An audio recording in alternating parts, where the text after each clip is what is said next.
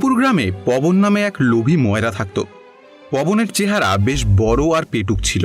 সব গ্রামবাসীরাই ওনার থেকেই মিষ্টি কেনাকাটি করত। ঠিক পবনের দোকানের সামনে হরি নামে এক সৎ ও গরিব ময়রা ঠেলাগাড়িতে করে সিঙ্গারা বিক্রি করত। কিন্তু সামনেই পবনের দোকান থাকার কারণে ওনার ঠেলাগাড়িতে কেউ সিঙ্গারা নিতে আসতো না।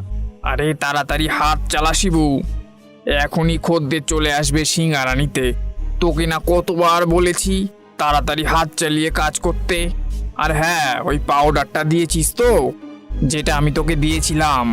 আরে ওই পাউডারটাই তো সিঙ্গারাটাকে সুস্বাদু করে তোলে। হা হা হা হা হা। ছি, কি মিথ্যে কথা বলে রে ওই বেঈমান মালিক। ওই পাউডার দিলে নাকি সিঙ্গারা সুস্বাদু হয়, এমন ভাবে যে আমি বোকা। হ্যাঁ বাবু, আপনি কোনো চিন্তা করবেন না, আপনি যতটা পাউডার দিয়েছিলেন আমি সব দিয়ে দিয়েছি ওই সিঙ্গারার মধ্যে। এই দেখুন না, কত সুন্দর গন্ধ বের হচ্ছে। আহ, খুব সুন্দর গন্ধ আসছে রে। আর গন্ধ আসবে নাই বা কেন? এটা যে পবনের দোকানের সিঙ্গারা। হা হা হা হা হা। আরে পবনদা, কি ব্যাপার? আজ তো সিঙ্গারার খুব ভালো গন্ধ বেরোচ্ছে। আরে আমার তো তর্স হইছে না। দিন দিন আমাকে দুটো সিঙ্গারা দিন তো।